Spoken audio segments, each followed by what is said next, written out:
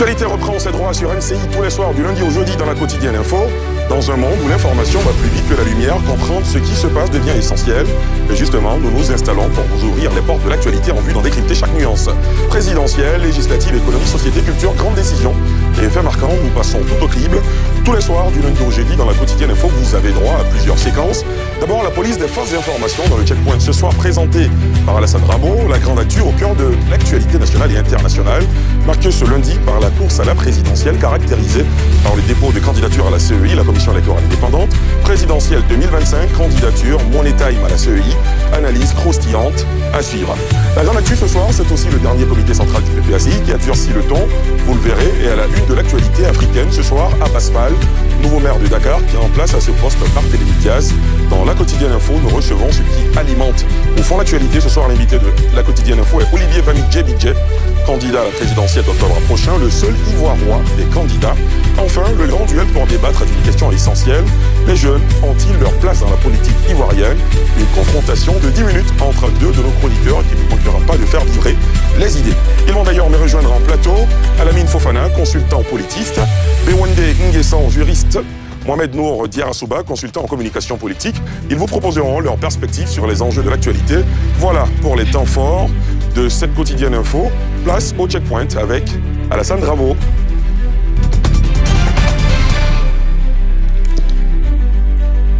Bonsoir Ali, bonsoir à tous. Plusieurs vidéos devenues virales cette dernière semaine laissent croire que le président ivoirien Alassane Ouattara s'est rendu au Burkina Faso le 17 juillet dernier. Les auteurs de ces publications n'ont pas été si ingénieux que cela. Le reportage dans lequel intervient le chef de l'État est manipulé, bien évidemment. On ne le voit pas descendre de l'avion qui le conduit à Ouagadougou, ni le salut aux couleurs, ni le traditionnel cérémonial militaire réservé au chef d'État à leur descente d'avion n'y figure. Leurs auteurs ont pris le soin de verser ces séquences du reportage. D'ailleurs, cette visite date du 17 juillet 2017. Le président Ouattara séjournait à Ouagadougou dans le cadre du 6e traité d'amitié et de coopération Côte d'Ivoire-Burkina Faso. Celui qui dirigeait le Burkina à l'époque était un certain Roch-Marc Christian Kaboré. Regardez, on le voit clairement sur des images, accueillir le président Ouattara. Roch-Marc Christian Kaboré, par ailleurs, renversé le 24 janvier 2022 par un coup d'État. Autre indice important, vous le verrez plus tard certainement, c'est la présentatrice du journal télévisé, elle-même qui se nomme Wendata Nathalie Kaboré. Depuis le 13 septembre 2023, elle n'officie plus à la radiodiffusion télévision du Burkina Faso. Elle est depuis directrice de la communication et les relations presse du ministère en charge des Affaires étrangères du Burkina Faso. Impossible donc qu'elle ait présenté le journal télévisé le 17 juillet 2025. Ambassade du Canada, de quelle bourse parle-t-on? Ceci s'adresse à présent aux étudiants et à leurs parents. Depuis plusieurs semaines, sur les réseaux sociaux, plusieurs courriers attribués à l'ambassade de Côte d'Ivoire au Canada annoncent l'octroi de bourses d'études pour l'année académique 2024-2025. Ces courriers, pas besoin de vous le dire, sont bien évidemment faux. L'ambassade de Côte d'Ivoire au Canada dément auprès de nos confrères d'Abidjan.net l'existence de ces différentes offres de bourses et invite la communauté ivoirienne à la plus grande vigilance. Toute information officielle concernant les bourses d'études sont publiées exclusivement par les canaux officiels de l'État de Côte d'Ivoire et de ses ambassades. Nous avions aussi joint le ministère des Affaires étrangères qui dément l'information. Mais quelle est cette marche de l'opposition que l'on n'a jamais vue? Regardez sur ces images, elles auraient été filmées ici à Abidjan, selon ses auteurs, dans ce mois d'août 2025. On voit des dizaines de milliers de personnes qui manifestent, des pancartes sur lesquelles sont inscrites des slogans, non à la commission électorale inféodée, entre autres. L'auteur de cette vidéo titre la situation politique en Côte d'Ivoire avant le scrutin du 25 octobre 2025. Mais à la vérité, la vidéo, qui est un reportage de France 24, est sortie de contexte. Elle a été tournée, bien évidemment, à Abidjan, mais enregistrée depuis septembre 2015. Les acteurs de l'opposition marchaient alors, juste avant la présidentielle, pour réclamer la réconciliation nationale. La description précise d'ailleurs chez France 24. En Côte d'Ivoire, à un mois de la présidentielle, l'opposition avait marché pendant plus de 4 heures à Abidjan, à l'appel de la Coalition nationale pour le changement, une plateforme anti-Ouattara. Cette vidéo n'est donc pas du tout dans son contexte. Voilà pour le checkpoint de ce soir. Merci beaucoup Ali Diarasouba et à tout de suite. Merci à Alassane Rabo qui va nous rejoindre d'un moment à l'autre. Le temps pour nous de souhaiter la bienvenue, évidemment, à nos invités en plateau ce soir, à nos analystes. Alamine Fofana, consultant politiste, bonsoir et bienvenue. Bonsoir Ali, merci. Comment vous allez? Ça va super bien chez vous. Très bien, ça va, merci d'être là. Merci beaucoup. Bewende Nguessan, vous êtes juriste, bonsoir et bienvenue. Bonsoir. Comment vous allez? Pour l'invitation, c'est une alacrité singulière. Absolument, très bien, ça commence fort avec vous. Merci beaucoup. Mohamed Nour Diarasouba, vous êtes consultant en communication politique, bonsoir et bienvenue. Bonsoir Ali, merci. Vous allez bien? Très bien, ça Merci fait plaisir beaucoup. de voir que le plateau sera jeudi avec moi. Finalement, c'est le cas de le dire. oui. Et Alassane Rabo qui va nous rejoindre d'un moment à l'autre pour évoquer, entre autres, la grande actu après ceci.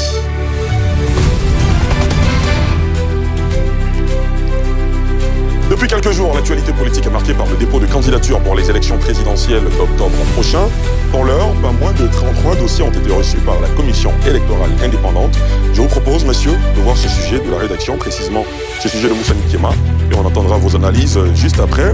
Alors, le sujet de Moussa Nikema vous sera proposé évidemment les heures à venir. Messieurs, quand vous voyez ce palais devant la commission électorale indépendante, essentiellement fait de candidatures portées par des jeunes, vous qui êtes jeunes, dont, au sujet de qui on dit en Côte d'Ivoire que vous ne vous intéressez pas à la chose politique, est-ce que vous avez l'impression que le paradigme est en train de changer? C'est à vous. Eh bien, on se rend compte que la République, la res publica, prend une autre forme. Le public se rajeunit et bon nombre de jeunes ont décidé de franchir le Rubicon en arrivant aux élections, en déposant leur candidature. C'est une nouvelle dont il faut se réjouir d'un certain côté, mais il faut se poser la question de l'éthos, de l'éthique, de la crédibilité de ceux qui se présentent. Il faut savoir qu'il s'agit de tenir les rênes d'une nation qui est la locomotive de la sous-région. Je pense que la question n'est pas le caractère juvénile des candidats, mais plutôt leur compétence intrinsèque, et c'est ce que nous verrons dans les jours à venir. Pour vous, qu'on soit jeune ou pas, le plus important, c'est ce qu'on propose au peuple de Côte d'Ivoire. C'est ce que vous dites en substance. Bien évidemment, il s'agit bien de l'avenir des Ivoiriens et de tous ceux qui habitent ce noble pays. Donc il faudrait, avant de venir, de pouvoir avoir un certain bagage général en vue de pouvoir être au pinacle de la nation. Mohamed Nour Diarra, réaction? Écoutez, moi je pense que c'est une très bonne chose aujourd'hui que les jeunes de plus en plus s'engagent en politique essentiellement parce que ça démontre quelque chose, c'est qu'on a aujourd'hui cette fin d'engagement-là. Et cette fin d'engagement-là, elle se manifeste justement par ces dépôts de candidature. Après oui, je suis d'accord avec certaines personnes qui disent effectivement que lorsqu'on n'a pas l'âge requis pour être candidat, il ne faut pas aller déposer ces candidatures-là. Mais quelque part, en fait, il faut savoir faire une meilleure interprétation de cela. Ça démontre une force, ça démontre spécialement que les jeunes aujourd'hui, ils ont besoin d'un souffle nouveau, d'une envie de créativité, d'une envie d'innovation. Parce que je pense qu'aujourd'hui, la politique, c'est pas qu'une question de génération, c'est une question de vision. Et ces jeunes-là, aujourd'hui, portent une vision qui est importante, et ils ont vraiment envie d'être écoutés. Je pense qu'aujourd'hui, à travers ces candidatures, ce balai de candidatures, comme vous l'avez dit tout à l'heure, on pourra percevoir justement cette envie-là de s'engager, de pouvoir faire beaucoup plus. Alamine Fofana? Me concernant, contrairement à ceux qui mentionnent la théorie des candidats farfelus, je pense que l'élection présidentielle, a priori, dans notre contexte ivoirien, est toujours quelque chose de relativement tendu. Donc, voir de plus en plus de jeunes déposer leur candidature, ça permet en même temps de décrisper l'atmosphère politique et la nature de la conquête de la magistrature suprême va se charger d'éliminer ceux qui seront éliminés. Donc, on n'a pas de sérieux-mètre, si je peux me permettre ainsi. Une fois qu'ils vont remplir les conditions qui sont édictées par le code électoral et la constitution, ils vont partir pour conquérir la magistrature suprême. Donc on n'a pas à s'indigner par la posture des candidats, peu importe comment la cravate est posée. Le plus important, c'est de voir s'ils vont effectivement passer l'éprouvette des critères de candidature et qu'est-ce qu'ils ont à proposer pour les Ivoiriens par rapport à la conquête de la magistrature. Quand on vous dit par exemple qu'il y a un candidat qui s'est rendu au siège de la commission électorale indépendante muni seulement de son extrait de naissance, qu'est-ce que ça vous inspire? Est-ce que ça ne va pas renforcer l'idée selon laquelle les jeunes ne sont pas prêts à occuper les premiers rôles? Le code électoral définit l'intervalle de dépôt de candidature. Donc le dépôt de candidature prend fin demain. Donc il appartient à un candidat de déposer les pièces justificatives de sa candidature à la candidature. Après, il y a des candidats par exemple qui ont déposé des pièces mais qui n'ont pas encore déposé le reçu des 50 millions. Donc il a encore le temps. Quoique ça peut relever d'une certaine réalité qui peut déconcerter une partie des populations. Mais tant que le temps n'est pas encore passé, on lui accorde ce bénéfice du doute là parce que je pense que ça n'enlève rien à la République de Côte d'Ivoire. Alassane Rabo? Alors oui, moi je rejoins totalement votre point de vue.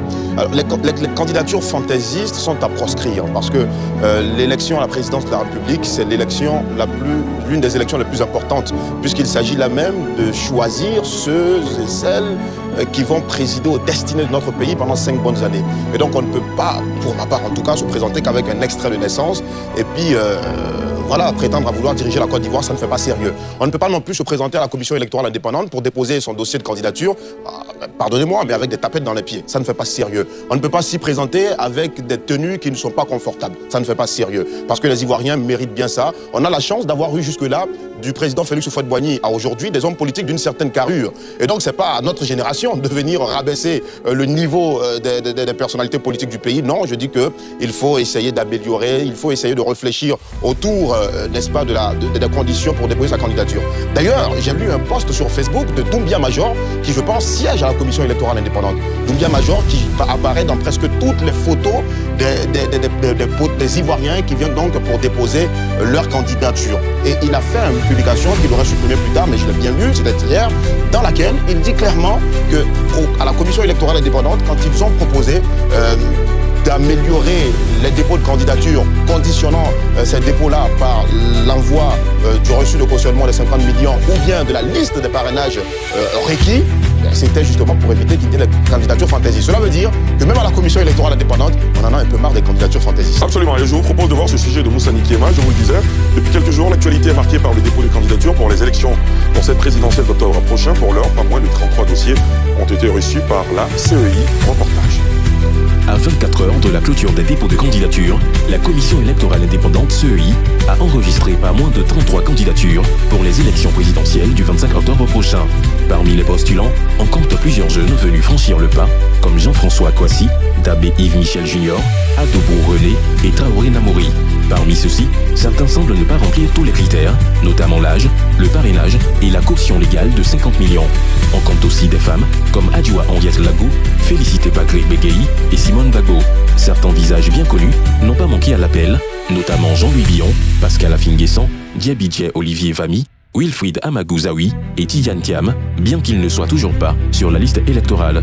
Le président du PPACI, Laurent Gbagbo, a fait acte de candidature ce lundi, malgré son absence sur la liste électorale. Quant à Alassane Ouattara, le candidat du RHDP, ces dossiers sont attendus pour le mardi 26 août, dernier jour pour les dépôts de candidature. Mais Wandé Nguessan, quand on est jeune comme vous, qu'est-ce qui nous intéresse chez un candidat à l'élection présidentielle? Eh bien, lorsqu'on est jeune, il s'agit d'un candidat qui répondra à nos besoins. Vous savez que nous avons des besoins intéressés, notamment la question de l'emploi, la question de la santé, et ce sont des problématiques majeures, que dis-je majuscules, qui doivent intéresser un jeune. Je pense que nous devons mettre fin à certaines préoccupations antiques, c'est-à-dire la problématique de l'ethnie. Un jeune doit se demander si le candidat à l'élection présidentielle est cette personne-là qui viendra lui permettre de faire un bond en avant, en vue de permettre à ce que son avenir soit meilleur et que lui aussi puisse tenir les rênes.